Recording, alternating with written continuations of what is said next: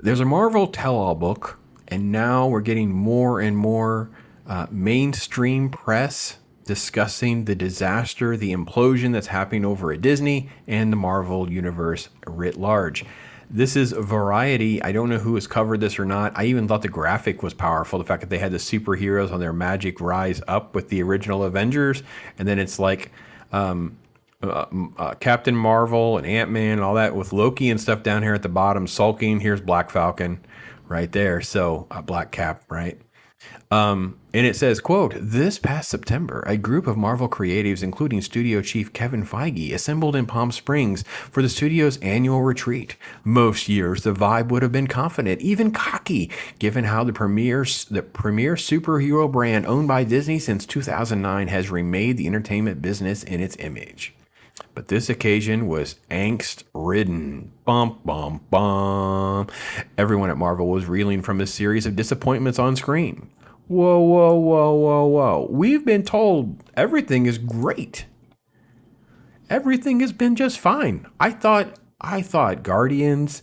I thought Doctor Strange, Mom. I thought everything was fine. Like Disney Plus was fine. I thought everything was great. A legal scandal involving one of its biggest stars and questions about the viability of the studio's ambitious strategy to extend the brand beyond movies and into streaming.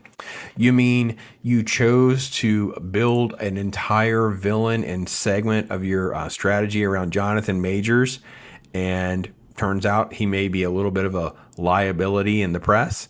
And by the way, you've dumped a ton of money into just nonsensical, digestible content on Disney Plus that I'm told is always way better than I think it is. So Jonathan Majors. Let's see. The actor insists he's a victim, damage control, whatever, blah, blah, blah. Okay. At the gathering in Palm Springs, executives discussed backup plans, including pivoting to another comic book adversary like Doctor Doom. Okay, this is the first time that I'm aware of in a mainstream press or a mainstream source, not speculations, that Doom's name's been dropped. Now, I have to be honest, I don't want to see Doom drop right now. I don't think that's the direction they should go, but that is a pretty big deal. That's a kind of a big deal that they're really, because I think at this point they're just kind of stuck with everything that's happened from Black Widow to now has pretty much just been a waste of time.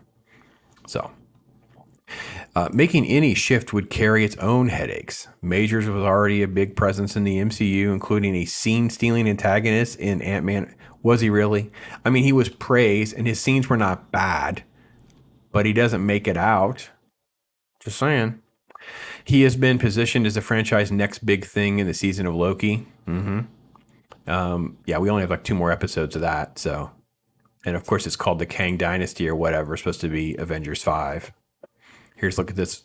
Avengers in trouble. Disney's biggest hitmaker will need to flex its muscles to overcome superhero fatigue, and the Marvels won't be the answer. Wow. They are already doing damage control for the Marvels bomb? Oh, man, that's great. Look at the sadness with all the fans turning away. Huh, interesting. Yeah, because there's a bunch of nobodies. Well, first off, let's just stop pretending that you have Loki even remotely dressed like that. He dresses like a UPS driver. Groot has been irrelevant. That's not even the Groot that we get. Winter Soldier was in what? Like he was treated as like the backseat character struggling to beat up the little girls who just got powered up. And why is Ant-Man front and center whenever the Wasp is doing all the heavy lifting? See, even this, they can't even portray things properly. So, wow. Okay, we're going to get right to this movie. This article is hot. This is a live reaction. I not read this. I read parts of the intro and we're going to do it. So, Marvel is truly effed with the whole Kang angle, says one top deal maker who has seen the final Loki episode. Wow. And they haven't had an opportunity to rewrite until recently because of the WGA strike. So I don't see a path of how they move forward with him. Wow. They're effed. Huh.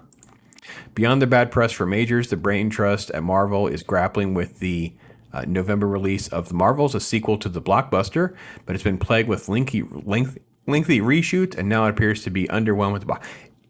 underwhelmed. It is going to be a. Who cares? Have you watched this trailer? It's only girls fighting girls, and they're all being like snarky and sniping at one another, and all kitty cat humor, and it's just it's so unappealing at all. So this is an unprecedented turn of fortune for a company that enjoyed a nearly uninterrupted string of hits ever since it started independently producing its own movie in 2008's Iron Man. Okay, well, first off, we're muddling up the mechs here because we have Paramount's time frame and then Disney's time frame, right? So Paramount did it right because they went right back to a very strict adaptation, source material type stuff to get the ball rolling. And then since Disney took it and Kevin Feige had more control, it has gradually sort of like unraveled from that, become less and less like that. Just so we're completely clear, even with things that have been good. I'm just saying it's become less and less adherent to comic book lore. Replicating that type of phenomenon is never easy. However, the source of Marvel's current troubles can be traced back to 2020. That's when COVID pandemic. See, we're going to blame the pandemic. According to the plan, there would have never been a lapse in superhero fare with either film in theaters nor. But you were talking about superhero fatigue 5 minutes ago. So you can't really have it both ways. You can't complain about the fact that you broke the pattern and there's superhero fatigue. Reality is there's fatigue of crappy content, and it did break the pattern of us going to see it in theaters. And now it's like everyone, and by the way, you've totally dumped all of your physical media presence. So now it's like you don't even have sort of like a normal cycle of how things used to be. So this is more of superhero fatigue nonsense.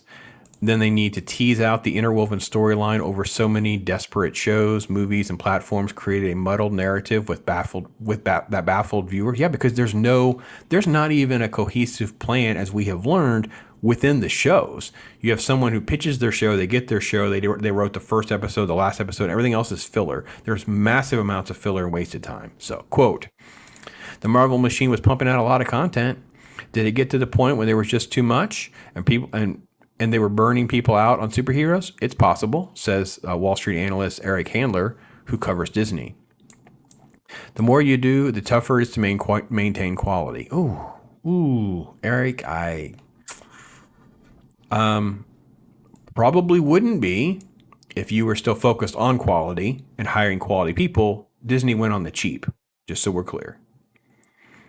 They tried experimenting with breaking in some new characters like Shang-Chi, who is a knockoff version of what Shang-Chi is.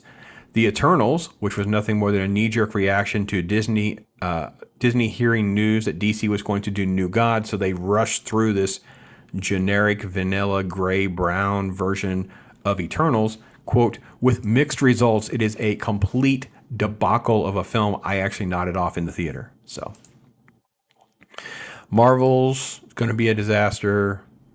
They're saying it's tracking to open 75 to 80 million, which is far below the 185 for Doctor Strangemom. Well, first off, let me just say this. It's probably unfair to compare it to Doctor Strangemom because that was coming off the heels of the Spider-Man success. So Doctor Strange kind of got a bump, people thinking that it was going to continue some of that fun multiverse stuff. And we ended up on like 3 planets, and other than like one montage, it was just stupid because you ended up just treating America Chavez like a purse puppy. And by the way, her name hasn't even come up since that movie.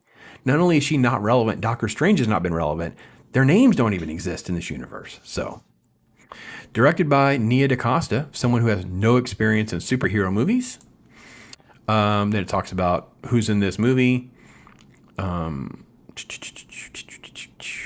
about just nonsense. So DaCosta began working on another film while The Marvels was still in post-production. Ooh, I didn't hear that. Did you guys hear that? Feel free to let me know. I did not know that. So I guess they moved to London to begin on Tessa Thompson's drama Hedda. The representative decided not to. Wow, I did not know that it already happened. So she's already sort of like washed her hands of this mess and is already working on something else. So, this is a quote. If you're directing a $250 million movie, it's kind of weird for the director to leave within a few months to go. Huh. Interesting. So, I mean, even the director's like, I'm out. I'm done. So, this just talks about, the horrible response. Here's the old school reference. Marvel's never been in the business of being average. Quote, Kevin's real superpower, his genius, has always been in post-production and getting his hands on movies and making sure they're finished strongly. Okay. That is such a way of spinning what Kevin Feige does. Kevin Feige is they throw this crap together. They don't even have the scripts worked out. They get in post and they restructure it all and they make it work. And Kevin Feige has worked with good enough filmmakers to make some of that, but he has totally ripped away all of the creative minds, and it's been strip mined down to Kevin Feige first and foremost in all of it, just so you know. Let's see. It's talking about the VFX because Lord knows they're struggling to keep pace with a never-ending stream of production. It's freaking garbage. It is absolute garbage. Some of the visual effects. She-Hulk was just an abomination, and Quantumania was just CGI fest. It was just terrible. Let's see. Schedule swapping, them shuffling things around. None of this. I mean, so let's see. The year 2023 was a straw that broke the camel's back, says former Marvel's VFX assistant Anna George, who appeared before the Labor Caucus to testify the studio's untenable deadlines and working conditions. Oh, okay. The pay and long hours at Marvel were the reason we had to start our unionization process there. The conditions were completely unsustainable. Whoa, throwing Disney under the bus. So let's see. Iger was apoplectic about Marvel's VFX troubles. And then there was the issue with Victoria Alonso, who was shown the door because she was already promoting her Argentina 85 Oscar film. Well, that's been well documented. Alonso was a scapegoat because of how bad She-Hulk's visual effects. Remember, I was called names for pointing out how bad She-Hulk's visual effects were. Just saying.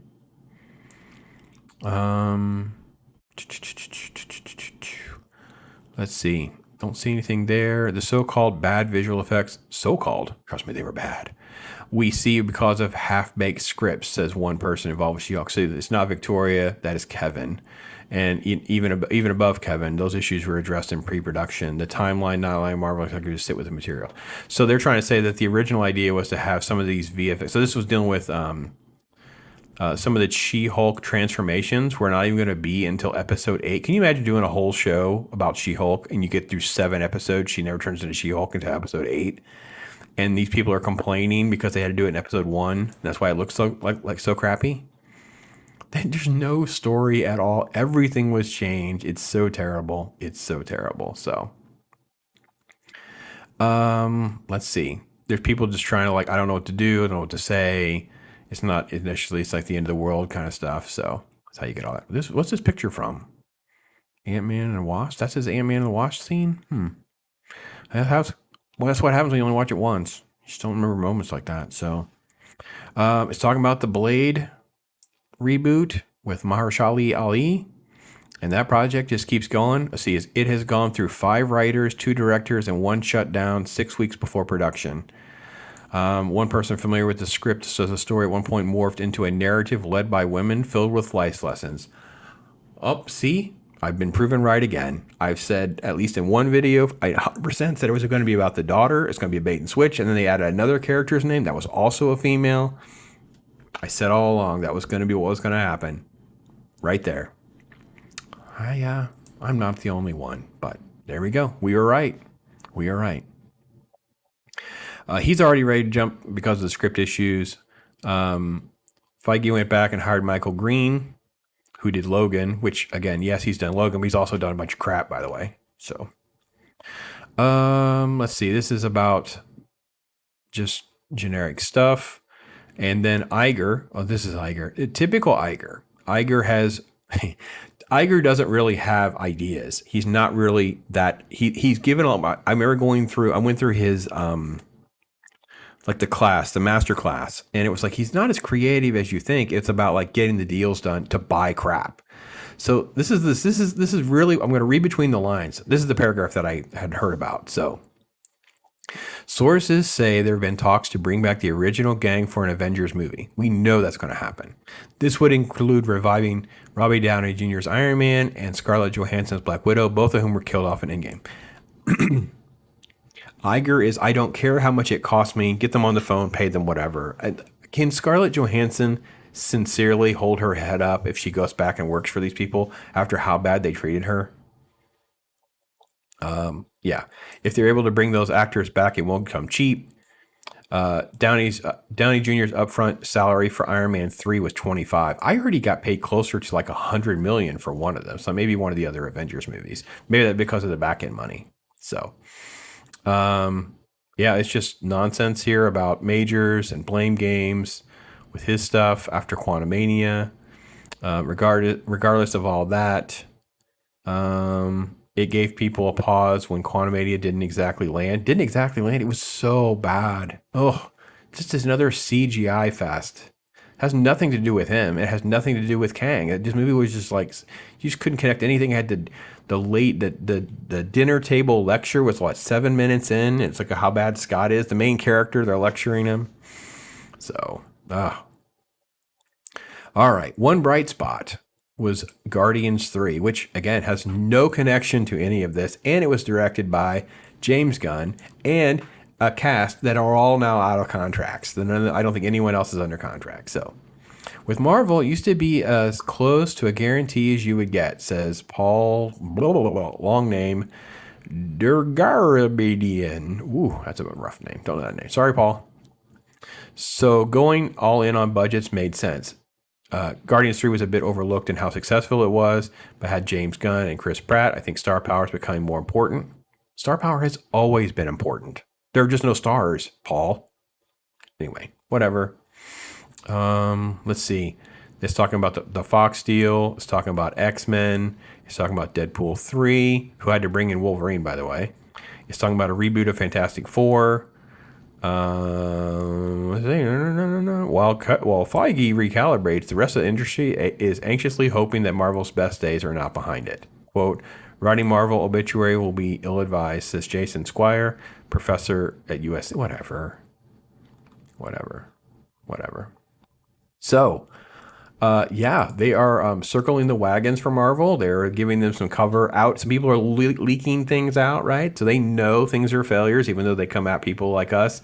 They know things are terrible quality. They know things are convoluted. They know they have a mess on their hands. They can try to blame game, blame fans, attack this person, attack that person, throw people under the bus, whatever they want to do. And reality is reality.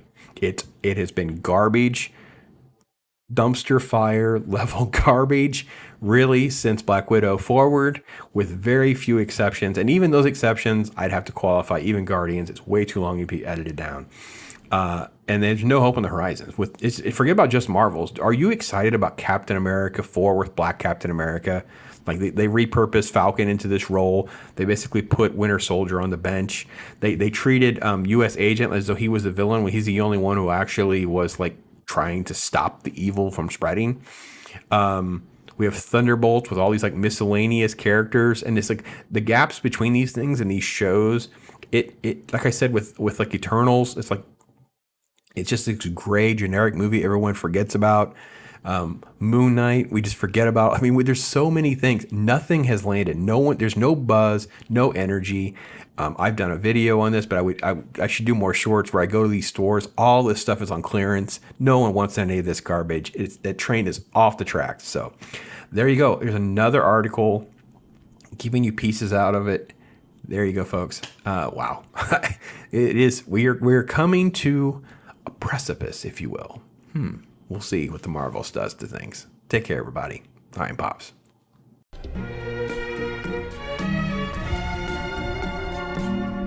Yeah. Right?